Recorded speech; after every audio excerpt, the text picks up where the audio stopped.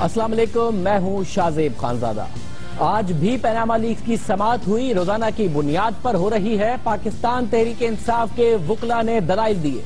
जहां सवालात दोनों से पैदा हो रहे हैं, वहां नून लीग के वकला, शरीफ खानदान के वकला अपने दलाइल शायद कल के बाद पेश करें और उम्मीद है की जा रही है कि कल नईम बुखारी साहब अपने दलाइल मुकम्मल कर लेंगे। आज भी बड़ी दिलचस्प मुकालमा हुआ नईम बुखारी साहब के दरमियान और जजेस के दरमियान, लेकिन उससे पहले हम आपको बताते चलें कि हमारे जराए से हमें इतला मौसूल हुई है कि जो सवालात पाकिस्तान तहरीक इंसाफ की तरफ से परसों की प्रेस कॉन्फ्रेंस में उठाए गए, जिसमें कहा गया कि ये ऐसे वाज़ेह सबूत हैं जिससे केस में दूध का दूध और पानी का पानी हो जाता है, उनके हवाले से तवक्को की जा रही है। हमारे जराए बताते हैं कि वजीर आजम की बेटी के वकील कल जवाब जमा कराएंगे। हमारे जराए के मुताबिक ये सवाल कि क्या वजह है कि वो बात जो मिनरवा को बतानी थी, जो कि मिनरवा से मोसेक फोंसेका ने पूछी कि क्या इस सारी की सारी डील के पीछे कोई ट्रस्ट डीड है, उसका जवाब मिनरवा को ना में दिया गया, नहीं बताया गया मिनरवा को। मोसेक फोंसेका ने लिखा कि उनके इल्म में नहीं कि कोई ऐसी ट्रस्ट डीड एग्जिस्ट करती है या नहीं। इसका जवाब कल मरियम नवाज शरीफ के वकील सुप्रीम कोर्ट में जमा करा सकते हैं, मौक़िफ़ पेश कर सकते हैं कि इसकी वजह क्या थी। हमारे प्रोग्राम में बरतानिया से वकील मौजूद थे और उन्होंने बताया था कि क्या कानूनी तौर पर इसकी कोई जरूरत है या नहीं। कल क्या जवाब जमा कराया जाएगा, इस हवाले से ये बात बड़ी अहम होगी। तीसरा रोज है नए बेंच का और समाअत हो रही है और वजीर आजम के बच्चों के वकील कल सुप्रीम कोर्ट में मरियम नवाज शरीफ का मौक़िफ़ जमा करा सकते हैं। जराए के मुताबिक मरियम नवाज शरीफ के हवाले से ये मौक़िफ़ इख्तियार किया जाएगा कि लंदन के फ्लैट्स हुसैन नवाज ही की मिल्कियत हैं, मरियम नवाज ट्रस्टी ही हैं, और यह वजह बताई जाएगी कि क्या वजह थी कि मिनरवा को यह बात नहीं बताई गई, क्या कानूनी इस हवाले से वजह थी। साथ साथ हम आपको बताते चलें कि आज जो पनामा लीग्स केस की समाअत हुई, तेजी से आगे बढ़ रहा है केस और रोजाना की बुनियाद पर समाअत हो रही है और रोजाना अहम नुक्ते सामने आ रहे हैं। नए बेंच के सामने दोबारा समाअत के दूसरे दिन भी तहरीक इंसाफ के वकील नईम बुखारी ने दलाइल दिए। एक बार फिर से अदालत में अखबारी तराशे, इंटरव्यूज और वीडियो क्लिप ज़ेर बहस आए। वज़ीर आज़म नवाज शरीफ की बेटी और केस की फरीक मरियम नवाज के ज़ेर किफालत होने पर दलाइल दिए गए और साथ ही लंदन फ्लैट्स की 2006 से पहले खरीदारी पर भी बात की गई। एक तरफ अदालती कार्रवाई चल रही है, दूसरी तरफ अदालत से बाहर इल्जामात की जंग भी जारी है। तहरीक इंसाफ भी मुतमईन है, नून लीग भी खुश दिखाई दे रही है। दोनों तरफ से ये उम्मीद जाहिर की जा रही है कि फैसला उनके हक में आएगा। समाअत के आगाज में ही वजीर आजम का जवाब अदालत में जमा करा दिया गया। वजीर आजम कब कब अवामी ओहदों पर रहे और कब कब जिला वतन रहे, वो भी जमा कराया गया। हमने कल अपने प्रोग्राम में भी आपके सामने ये सारे हकाइक रखे थे। आज की अदालती कार्रवाई में मरियम नवाज शरीफ के ज़ेर किफालत होने पर बहस हुई। तहरीक इंसाफ ये साबित करना चाह रही है कि मरियम नवाज न सिर्फ वजीर आजम के ज़ेर किफालत हैं, बल्कि ऑफ शोर कंपनियों की मालिक भी हैं, जिसकी वजह से वजीर आजम की जिम्मेदारी थी कि इन कंपनियों का बताते कि मरियम नवाज मेरे ज़ेर किफालत हैं और ये कंपनियां उनकी हैं, नहीं बताए, इसलिए वजीर आजम को डिस्क्वालीफाई किया जाए। वो 62-63 पर पूरा नहीं उतरते। अगर तहरीक इंसाफ ये साबित कर लेती है तो वजीर आजम नवाज शरीफ नाअहल करार दिए जा सकते हैं। अहम मामला है, इसलिए आज अदालत में भी इस मामले पर दलाइल दिए गए और साथ ही अदालत ने अहम रिमार्क्स भी दिए और ये बात वाज़ेह हो कि ये बात सारी की सारी जो भी रिमार्क्स आप सुनेंगे वो क्योंकि अभी दलाइल तहरीक इंसाफ के वकला की जानिब से दिए जा रहे हैं, इसलिए जो भी सख्त सवालात और उनके जवाबात हैं वो भी तहरीक इंसाफ के वकला के हवाले से हैं। अदालती कार्रवाई के दौरान जस्टिस अजमत सईद शेख ने रिमार्क्स दिए कि पहले ज़ेर किफालत होने फिर बेनिफिशियल ओनर होने पर दलाइल दें। इस पर तहरीक इंसाफ के वकील नईम बुखारी ने कहा कि वजीर आजम ने 2011 के गोशवारों में मरियम नवाज को ज़ेर किफालत जाहिर किया। उन्होंने मरियम सफदर को 12 करोड़ 98 लाख रुपए तोहफा दिया, जिस पर जस्टिस एजाज अफजल ने पूछा कि तोहफा देने से बेटी बाप के ज़ेर किफालत हो सकती है। नईम बुखारी ने कहा कि मरियम नवाज का ना कोई घर है ना ज़रिया आमदनी है, मरियम की आमदनी नहीं मगर फ्लैट्स उनकी मिल्कियत है। जस्टिस एजाज अफजल ने पूछा कि आप कह रहे हैं कि करोड़ों रुपए वालियत के फ्लैट्स का हामिल शख्स ज़ेर किफालत है, अगर ऐसा है तो ये कैसे मुमकिन है? आपका केस तो फारिग है। फिर कानून और अवामी नुमाइंदगी एक्ट के तहत बताएं कि ज़ेर किफालत होने की तारीफ क्या है। ज़ेर किफालत होने को वाज़ेह किए बगैर आपके दलाइल हवा में किला बनाने के मुतरादिफ हैं। आपके दलाइल का तमाम ढांचा हवाई किला बनाने जैसा है। इस मौके पर जस्टिस आसिफ सईद खोसा ने कहा कि मुझे ये लग रहा है कि जो हेडलाइन लग जानी है कि वो ये होगी कि आप फारिग हैं। تو نعیم بخاری نے مسکراتے ہوئے جواب دیا کہ یہ آپ کا یا پھر بینچ کا متفقہ فیصلہ ہے۔ جسٹس کھوسا نے کہا کہ یہ ہم نے لائٹر نوٹ پہ کہا ہے، عدالت دلائل پر فیصلہ دیتی ہے۔ عدالت میں گھٹن کی وجہ سے ہیٹر چلانے کے معاملے پر بھی دلچسپ بحث ہوئی۔ اے سی کی جگہ ہیٹر چلا دیا گیا۔ نشاندہی کے بعد نعیم بخاری نے کہا کہ ہیٹر کی وجہ سے ہی ان پر بے ہوشی طاری ہوئی، تو جسٹس کھوسا نے ریمارکس دیے کہ بے ہوشی ہیٹر کی وجہ سے نہیں، ججز کے سوالات کی وجہ سے طاری ہو رہی ہے۔ اس کے علاوہ عدالتی کارروائی کے دوران قطری شہزادے کا خط بھی زیر بحث آیا۔ نعیم بخاری نے کہا کہ وزیر اعظم کے کسی بیان میں قطری خط کا کوئی ذکر نہیں، دبئی سے منتقل کی جانے والی رقم کا کوئی ذکر نہیں، قطری خط مکمل طور پر فراڈ ہے۔ 2016 میں قطری شہزادہ 1980 کی یاد تازہ کر رہا ہے۔ سرمایہ کاری کے بارے میں والد کچھ اور اولاد کچھ کہتی رہی۔ جسٹس اعجاز افضل نے پوچھا کہ اگر قطری شہزادے کا بیان سنی سنائی باتیں ہیں تو آپ اس کو بطور ثبوت کیوں استعمال کر رہے ہیں؟ نعیم بخاری نے کہا کہ قطری شہزادے کا خط ہمارا نہیں، وزیر اعظم کی پیش کردہ دستاویز ہے۔ قطری شہزادے کے خط کو نظر انداز کر دیا جائے تو پتہ لگ جائے گا کہ فلیٹ شریف خاندان نے خریدے تھے، نہ کہ قطری خاندان کی ملکیت میں تھے۔ جسٹس عظمت نے کہا کہ آپ یہ کیسے کہہ سکتے ہیں؟ آپ کے پاس کوئی ثبوت ہے؟ آپ کو دستاویزی ثبوت دکھانا ہوں گے۔ نعیم بخاری نے عدالت سے استدعا کی کہ قطری خط کو کارروائی سے نکال پھینکا جائے، تو بینچ کے سربراہ جسٹس آصف سعید کھوسا نے کہا کہ اس خط کو کیسے نکال پھینکیں؟ وزیر اعظم کے بچوں کا انحصار اسی خط پر ہے۔ اور پھر عدالتی کارروائی آگے بڑھی۔ عدالتی کارروائی میں قطری شہزادے کے خط کے ساتھ ساتھ ایک بار پھر سے اخباری تراشوں اور ویڈیو کلپس پر بحث ہوئی۔ نعیم بخاری نے کہا کہ کئی بار اخباری خبر پر نوٹس اور کارروائی ہوئی ہے۔ جسٹس عظمت نے کہا کہ صرف الزام کافی نہیں ہوتا، سماعت کی جا سکتی ہے، حتمی نتیجہ اخذ نہیں کیا جا سکتا۔ ہم اور آپ سب سچ جاننا چاہتے ہیں۔ بخاری صاحب، آپ سویپنگ بیانات مت دیں، ثبوت دینا ہوں گے۔ سویپنگ سٹیٹمنٹس کسی اور وقت کے لیے رکھیں۔ اگر انٹرویو یا اخباری خبر دیں اور ہم پھانسی لگا دیں تو آپ کا موکل بھی نہیں بچے گا۔ بخاری صاحب، آپ بلند بانگ بیانات مت دیں، ثبوت دینا ہوں گے۔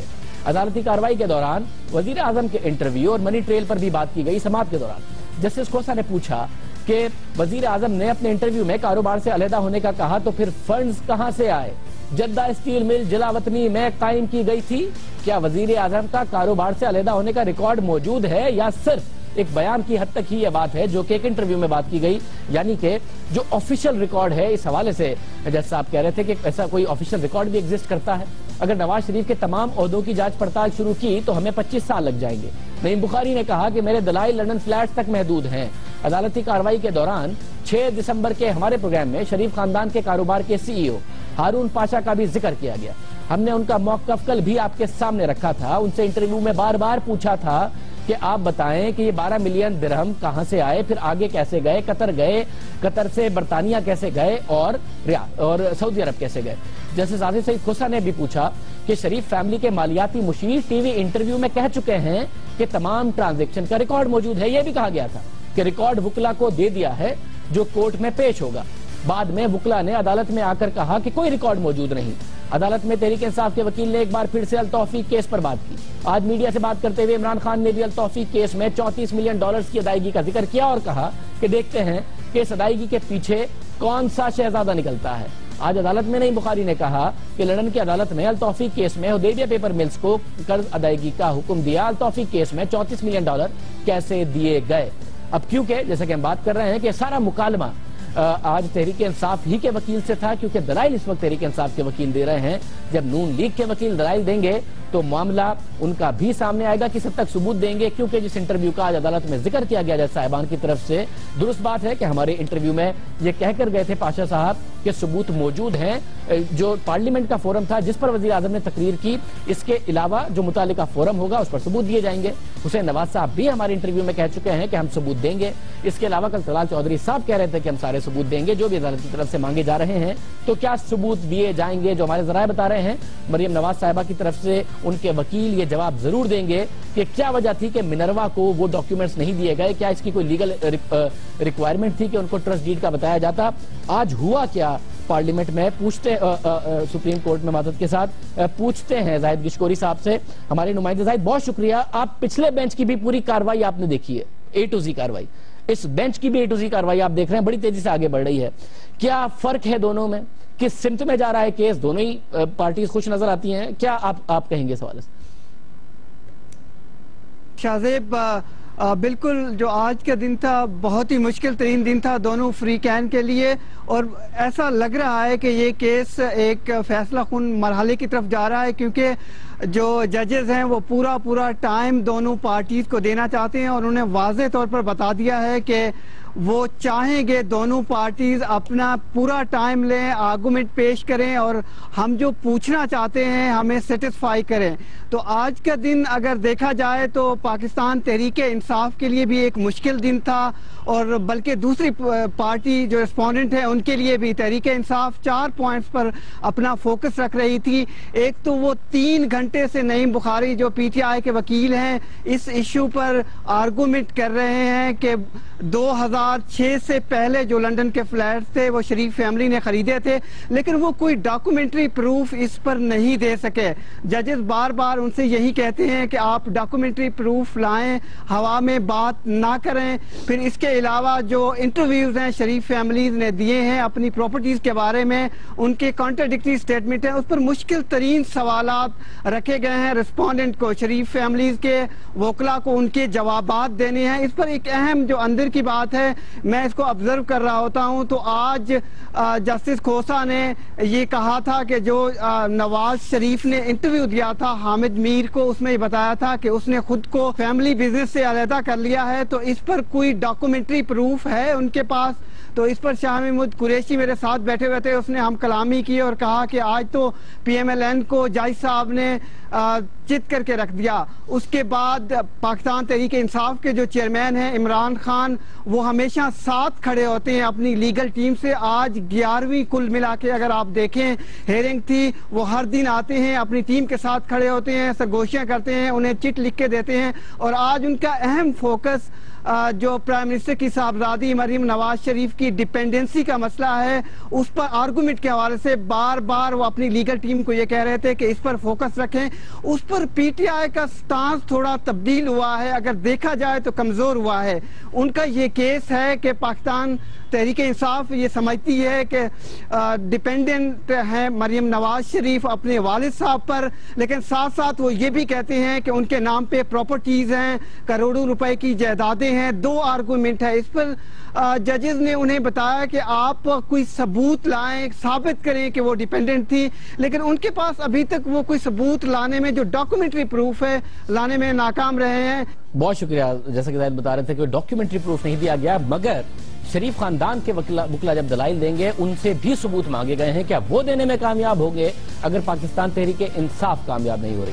پروگرام میں آگے بڑھتے ہیں اور بات کرتے ہیں پاک بھارت تعلقات کی۔ ایک ایسا سروے جس سے ثابت ہوتا ہے کہ بھارت کی طرف سے لاکھ پروپیگنڈا ہو، اس کے علاوہ لاکھ بیانات دیے جائیں، پاکستان پر لاکھ الزامات لگائی جائیں، پاکستان کے جو عوام ہیں وہ کتنا مثبت سوچتے ہیں، کتنی مثبت بات کرتے ہیں، ان کے بنیادی مسائل میں، ان کے ووٹنگ پیٹرن میں، ان کے ملک کو دیکھنے میں اور بھارت کے ساتھ تعلقات کو دیکھنے میں کتنا فرق ہے۔ پاکستان کے 68% عوام نے گیلپ کے حالیہ سروے میں فیصلہ دے دیا ہے۔ پاکستان کے عوام یہ مانتے ہیں کہ تلخی چاہے جتنی بڑھ جائے، دشمنی چاہے کتنی ہی پرانی ہو جائے، اگر امن اور خوشحالی کی طرف بڑھنا ہے تو بات چیت سے معاملہ حل کرنا ہوگا۔ گیلانی ریسرچ فاؤنڈیشن نے گیلپ پاکستان کی مدد سے حال ہی میں پاکستان کے 4 صوبوں میں ایک سروے کیا ہے۔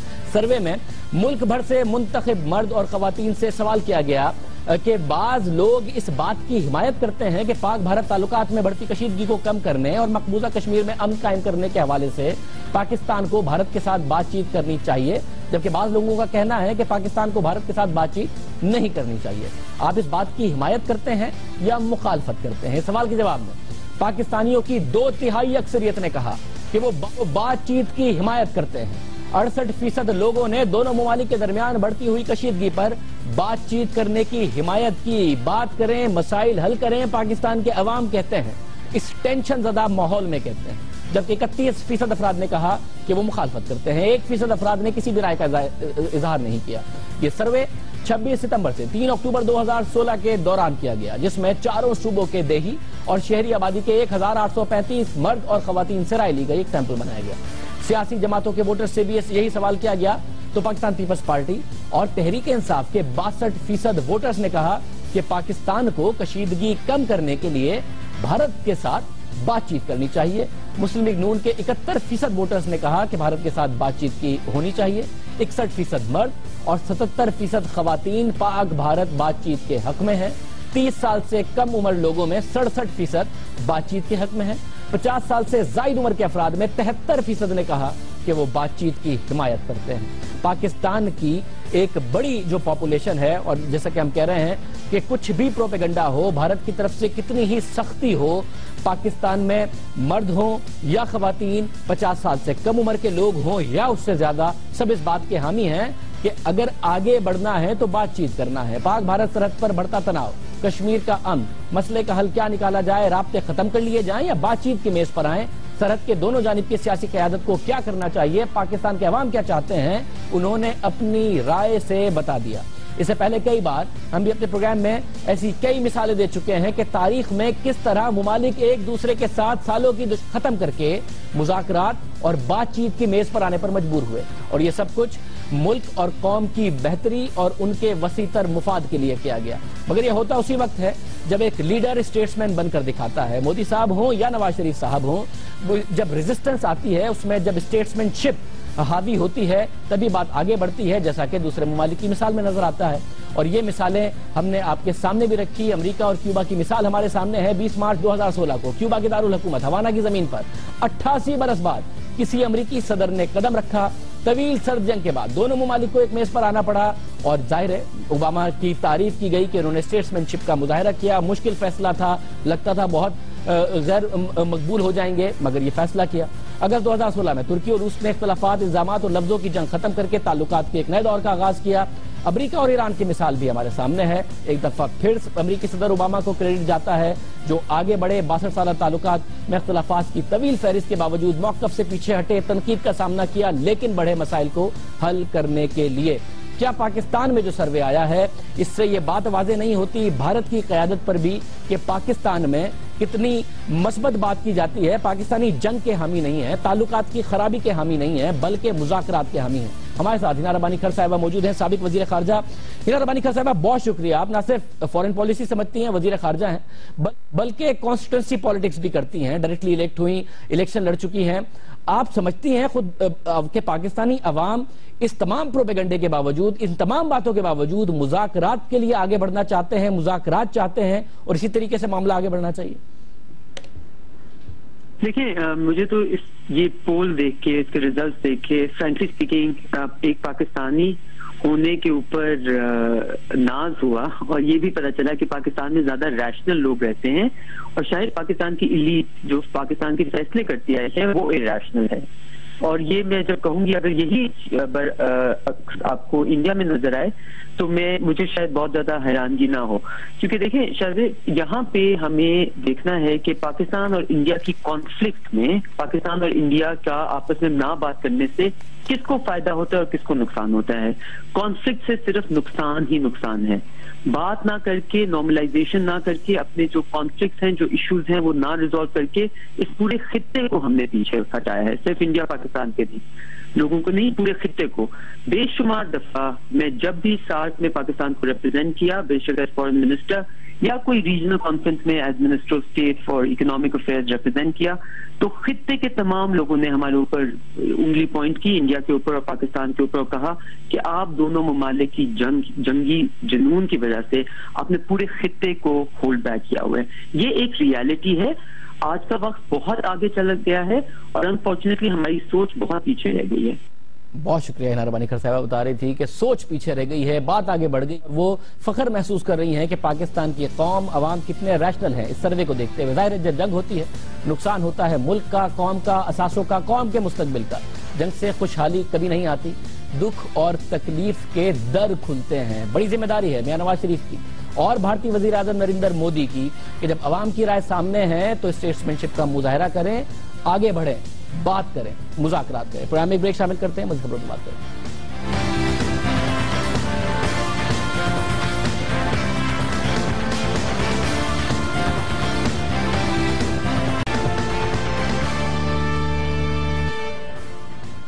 حکومت میں آنے سے پہلے اور حکومت میں آنے کے بعد میاں نواز شریف نے قوم سے بہت سارے وعدے کیے، جن میں سے ایک وعدہ تھا نجکاری کا۔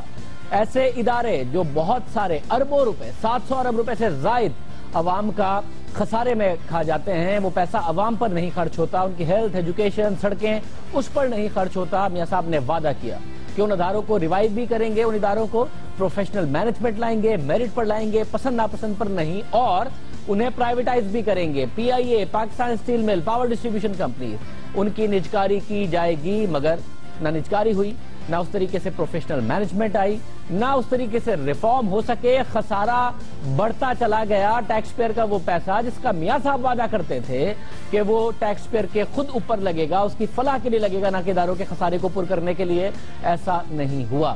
ادارے تو نہیں پرائیویٹائز ہوئے، لیکن نون لیگ کے رہنما اور نجکاری کمیشن کے چیئرمین محمد زبیر اور پاکستان تحریک انصاف کے رہنما اسد عمر اور محمد زبیر کے درمیان تلخ کلامی ضرور ہوئی، دونوں بھائی ہیں، لیکن اسٹیل مل کی پرائیویٹائزیشن کی بات ہو رہی تھی۔ اسد عمر صاحب نے کہا کہ آپ یہ حسین نواز کو دے دیں، کیونکہ حسین نواز اسٹیل مل چلانا بڑی اچھی طریقے سے جانتے ہیں، اور محمد زبیر صاحب نے کہا کہ بہتر ہے کہ سیاسی باتیں نہ کریں۔ بہرحال تلخ کلامی ہوئی، دیکھیے۔ یہ جو آپ کی مینجمنٹ لگائی گئی ہے، یہ جو منسٹری بول رہی ہے، یہ فیل ہوں گے، یہ نہیں کر سکیں گے۔ اینڈ ریزلٹ سب کا یہ ہوا ہے کہ مل بند ہو گئی ہے، 18 مہینے سے بند ہو گئی ہے، ہمیں لا کر وہاں پہ کھڑا کر دیا گیا ہے، یا ساری قوم کہے گی جی خدا دا واسطہ مفت بھی کوئی لے جاتا ہے تو لے جاؤ۔ میں اپنا مائنورٹی ویوز کے اندر ضرور ریکارڈ کراؤں گا۔ آخری چیز جو میں ریکویسٹ کروں گا پرائیویٹائزیشن چیئرمین سے کہ ذرا یہ جو لیزنگ کا اسٹرکچر ہے تھوڑا سا یہ سمجھا دیں، بیکاز میرے خیال میں شیخ صاحب از ناٹ کلیئر کہ اس کا ایگزیکٹ اسٹرکچر کیا ہو۔ اس سے پہلے میں آپ کو دو چیزوں پہ جوڑا۔ ایک آپ نے کہا کہ اس کی ریزن یہ ہے کہ نہ چلنے کی کرپشن اور انڈیو انوالومنٹ۔ مجھے 3.5 سال میں 3 سال میں مجھے ایک ہائرنگ بتا دیں، ایک پولیٹیکل ہائرنگ۔ اہم اور دلچسپ بات یہ ہے کہ وہ معاملہ جو نجکاری سے شروع ہوا تھا اب وہ لیز کی جانب جا رہا ہے۔ صرف اسٹیل مل نہیں، Pakistan international air lines P I اے کے ساتھ بھی یہی کچھ ہوا کہ وہ بھی نہیں پرائیویٹائز ہو سکی۔ اسٹیل مل کی لیز کی بات ہو رہی ہے۔ وزارت عظمیٰ کا حلف اٹھانے کے بعد 3 ماہ بعد وزیر اعظم نواز شریف نے پی آئی اے کی نجکاری کی منظوری دی۔ اس منظوری کو 3 سال سے زائد ہو گئے، لیکن کچھ نہ ہوا۔ آئی ایم ایف سے وعدے پہ وعدے ہوتے رہے، اسٹیل مل، پی آئی اے، دوسری پاور ڈسٹریبیوشن کمپنیز کو پرائیویٹائز کریں گے، اور پھر ان وعدوں پر ویور لیا جاتا رہا۔ ہر بجٹ میں پرومس کیا جاتا رہا کہ نجکاری ہوگی، اور پھر نجکاری نہیں ہوئی۔ دسمبر 2015 میں پی آئی اے کی نجکاری کے لیے حکومت پھر حرکت میں آئی، لیکن پھر پی آئی اے ملازمین اور پارلیمنٹ میں اپوزیشن جماعتوں کے دباؤ کے بعد کچھ نہ ہو سکا۔ پچھلے سال فروری میں پی آئی اے کی نجکاری کے خلاف کراچی میں احتجاج ہوا۔ اس احتجاج کے دوران 2 ملازمین مبینہ طور پر رینجرز کی فائرنگ سے مارے گئے۔ اس احتجاج کے بعد چیئرمین نجکاری کمیشن محمد زبیر ہمارے پروگرام میں آئے۔ ہم نے پوچھا کہ کیا اب بھی پی آئی اے کی نجکاری ہوگی، تو انہوں نے کہا کہ بالکل ہوگی۔ وہ اپنے دعوے پر کہا، لیکن اس کے بعد بھی کیا ہوا کہ وہ تمام دعوے جو حکومت کی جانب سے کیے گئے ان کو مٹیریلائز کیا گیا یا ان پر کمپرومائز کیا گیا؟ نظر آتا ہے کہ کمپرومائز کیا گیا۔ احتجاجیوں کو اور اپوزیشن جماعتوں کو یہ تسلی دی گئی کہ نہ پی آئی اے کی نجکاری کی جائے گی، نہ اس کا ہیڈ آفس شفٹ کیا جائے گا، نہ کسی ملازم کو نکالا جائے گا، اور نہ ہی شو کاز جو حکومت نے ملازمین کو دیا ہے اس پر ایکشن ہوگا، کیونکہ سارے تیارے گراؤنڈ کر دیے گئے تھے احتجاج میں۔ وزیر اعظم نے نہ صرف 5 جون 2013 کو یہ کہا تھا کہ اداروں کو بہتر بنایا جائے گا، انہیں پھر پرائیویٹائز بھی کیا جائے گا، اس سے پہلے کہا تھا، مگر ساتھ میں ایک اور وعدہ کیا تھا، وہ تھا پروفیشنل مینجمنٹ کا، میرٹ کا، اداروں کو خسارے سے نکالنے کا۔ سرکاری اور نیم سرکاری کارپوریشنوں اور اہم اداروں کے بورڈ آف گورنرز، ان کے چیف ایگزیکٹوز کے تقرر کے لیے ایک شفاف نظام وضع کر لیا گیا ہے۔ تمام تقرریاں صرف صلاحیت، اہلیت، کام کرنے کی استعداد اور میرٹ کی بنیاد پر ہوں گی۔ اہم ملکی اور بین الاقوامی اخبارات میں اشتہارات دیے جائیں گے۔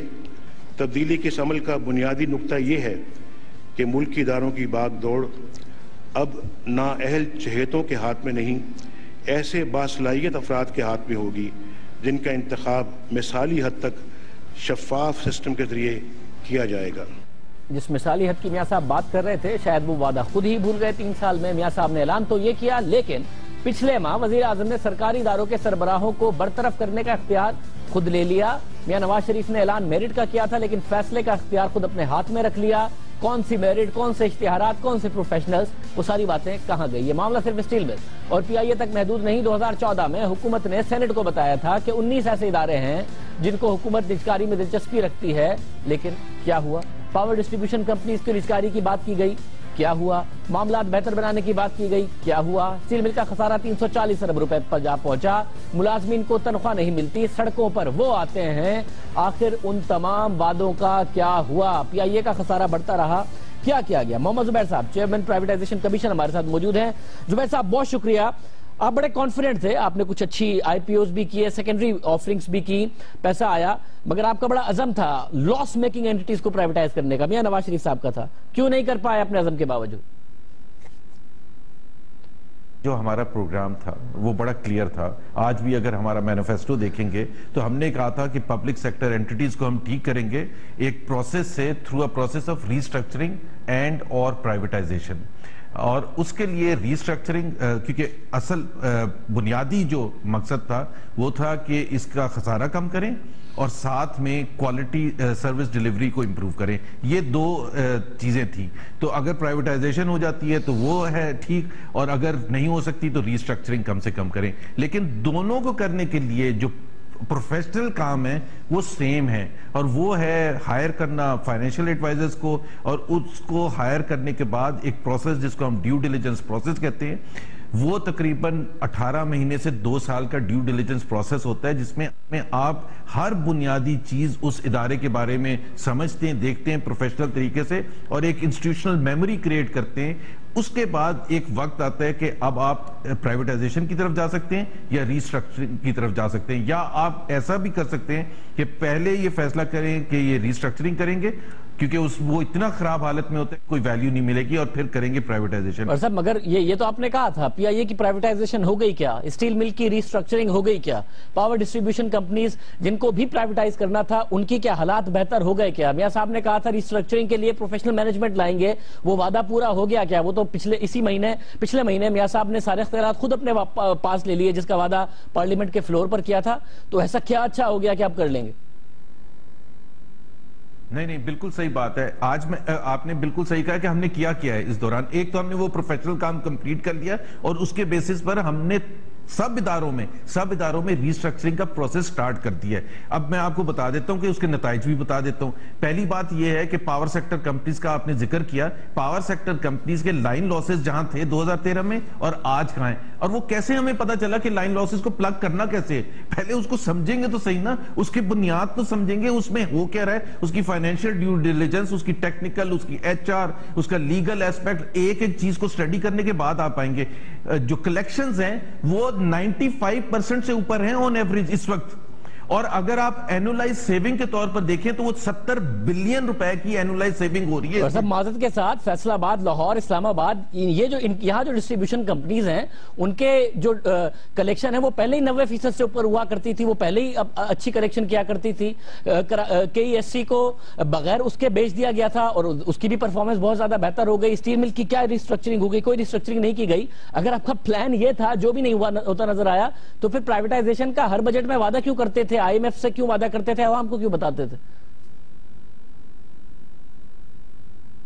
जी मैं आ रहा हूं। PIA का जहां तक आप कह रहे हैं स्ट्रक्चरिंग बिल्कुल बहुत एडवांस स्टेज पर, वो बहुत सी चीजें हमने कर दी हैं, और अगले 1 महीने में आप देखेंगे कि वो जो रीस्ट्रक्चरिंग का फाइनल फेज है वो भी हो जाएगा। और देखें बात यह है, इसमें बहुत सी चीजें होती हैं। मैं प्राइवेटाइजेशन कमीशन का चेयरमैन हूं, इसमें पॉलिटिकल साइड भी होती है शाहजेब, जो आपको पता है किसी भी मुल्क में प्राइवेटाइजेशन के हवाले से हम प्रोफेशनल वर्क जहां तक होता है हम एक हद तक जाके प्रोफेशनल वर्क करते हैं। उसके बाद अगर पॉलिटिकल रीजंस की वजह से अगर हमें कोई डिले या डेफर करना पड़े वो प्राइवेटाइजेशन का प्रोसेस, और वो मैं आपको बता दूं कि PIA का जहां तक ताल्लुक था तो आपको पता है कि पॉलिटिकल ऑपोजिशन के हमने पांव भी पकड़े थे कि खुदा के लिए इसमें पूरे पाकिस्तान की भलाई सोचें, अपने पॉलिटिक्स ना करें। आपकी अपनी कमिटमेंट है मैनिफेस्टोस में PIA की निजकारी के हवाले से। आपने जिक्र किया ग्राउंड हो चुके थे सारे जहाज, हमने उस हद तक भी हमने बर्दाश्त किया था। लेकिन हमने सिर्फ तय ये हुआ कि हम इस वक्त अब रीस्ट्रक्चरिंग करते हैं, कोर और नॉन कोर बिजनेस को स्प्लिट कर देंगे, और ताकि 2018 में जो भी पार्टी आएगी 2 साल का एक वो सनसेट क्लॉज भी है उसमें जो लेजिस्लेशन हुई है। ये बात तो आपने 1-1.25 साल पहले कही थी ना मोहम्मद जुबैर साहब, और इसका जो पहला स्टेप था जिसमें आप कह रहे हैं कि आपने ओपोजिशन के पांव भी पकड़े, तो ओपोजिशन के पांव पकड़ने के बाद ओपोजिशन तो नहीं मानी ना, आप पीछे हट गए। वो जो एहतजाज हुआ था उसके बाद आप पीछे हट गए, कोर बिजनेस अलग करेंगे और बाकी जो लॉसेज हैं और जो कर्ज है उसको अलग करेंगे, ये आपने उस वक्त भी अनाउंस किया था। उसमें क्या डेवलपमेंट हो गई, क्या ग्रोथ हो गई? आप तो पीछे हट गए, उसके बाद कॉम्प्रोमाइज किया आपने। नहीं देखें वो प्लान, ये आप बैलेंस शीट को स्प्लिट करना पीआईए की कोई मतलब कोई देखें इसमें there is lot of professional work. और मैं आपको ये बता दूं मगर माजत के साथ वैसा प्रोफेशनल वर्क आप प्रॉमिस कर रहे थे ना, बिल्कुल ये एक टाइम लगता है लेकिन आप प्रॉमिस कर रहे थे हर बजट में कि आप प्राइवेटाइज करेंगे। लोग उस वक्त भी प्रोटेस्ट कर रहे थे, आप कह रहे थे फिर भी करेंगे, आप अभी भी कह रहे हैं कि आप फिर भी करेंगे। आप सही कह रहे हैं, प्राइवेटाइजेशन का जो फैसला हमने वो कैंसिल किया था उसकी बुनियादी वजह थी कि हमें लेजिस्लेशन जरूरी था।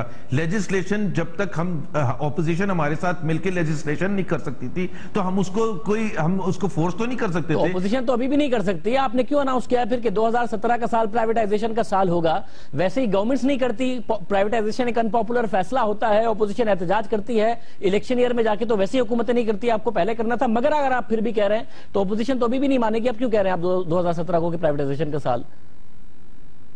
जी उसमें जो हमारा प्लान है, देखें प्राइवेटाइजेशन कमीशन एक हद तक जाता है और उसमें पॉलिटिकल एस्पेक्ट भी हमने कंसिडर किया है।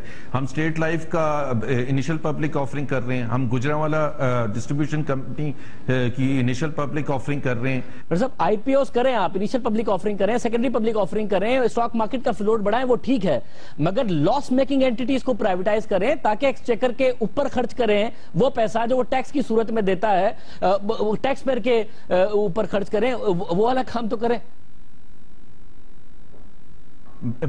उसका भी बहुत बुनियादी फर्क होता है। आज 49,000 पर जो स्टॉक मार्केट बैठी हुई है उसमें हमारा बहुत भरपूर हिस्सा है शाहजेब, और उसमें जो हुकूमत की क्रेडिबिलिटी क्रिएट करने में और फॉरेन इंटरेस्ट क्रिएट करने में और इकोनॉमी को जो डेप्थ आई है कैपिटल मार्केट में, वो हमने बड़े बड़े जो कैपिटल मार्केट ट्रांजैक्शंस किए उसकी वजह। एचबीएफसी की हम मैनेजमेंट बिल्कुल वो जो आप प्राइवेटाइजेशन के हवाले से बात कर रहे हैं, एसएमई बैंक की फाइनल फेज में है, उसकी next week cabinet committee approval दे देगा और हम उसको अगले 2 महीने में हम बेच देंगे एसएमई बैंक का। हम फर्स्ट वुमेन बैंक को बेचने की बात कर रहे हैं। इसका मतलब है कि पीआईए और स्टील मिल को आप 2017 में भी नहीं प्राइवेटाइज कर पाएंगे, या आप वैसा ही वादा कर रहे हैं जो 13 के इलेक्शन से पहले और 13 के इलेक्शन के बाद हर साल किया, जो आईएमएफ से बार बार किया, बार बार वेवर लिया। ये 17 में भी नहीं होने वाले प्राइवेटाइज, ये लॉस मेकिंग एंटिटीज ही रहेंगी। नहीं, स्टील मिल को तो मैंने कहा है कि 16 जनवरी को बोर्ड की मीटिंग है, 18 जनवरी को कैबिनेट कमेटी की मीटिंग है, उसमें हम ये जो लीज का ऑप्शन है ये हम लेके गए। प्लीज ऑल्सो अंडरस्टैंड शाहजेब कि ये इदारे की हालत ऐसी है कि कोई इसको टच करने के लिए तैयार नहीं है। आपको मार्केटिंग एस्पेक्ट भी देखना होता है, आपको ये भी देखना होता है कि 5 साल का इतना बुनियादी इन्वेस्टमेंट प्लान कोई लेके आए जो स्टील मिल को टर्न अराउंड करे और हमें वो कमिटमेंट्स दे। तो ये सारी चीजें बड़ी इंपॉर्टेंट होती। बहुत शुक्रिया मोहम्मद जुबैर साहब हमारे साथ मौजूद थे, अपने प्लान्स बता रहे थे। प्रोग्राम में एक ब्रेक शामिल करते हैं तो हम इस खबरों पर बात करेंगे।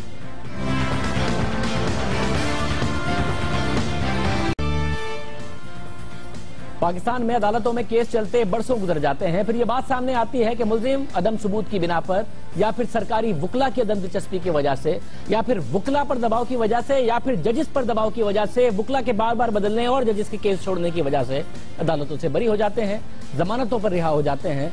दुनिया में कहीं और केस साबित होता है, पाकिस्तान की बदनामी का बाइस बनता है कि यहां कुछ हुआ नहीं, बाहर हो गया।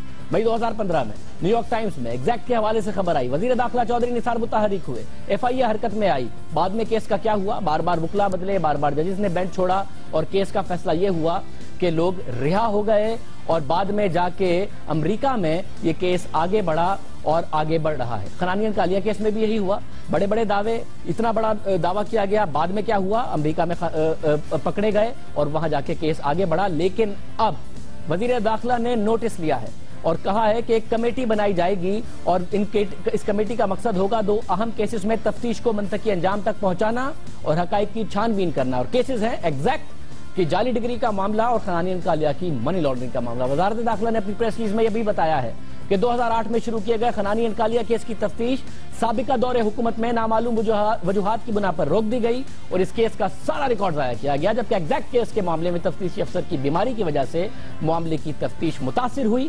ان دونوں کیسز کو تفصیلی تحقیقات کی اب ضرورت ہے. امید کرتے ہیں وزیر داخلہ دعویٰ کر رہے ہیں تو تحقیقات بھی کریں گے.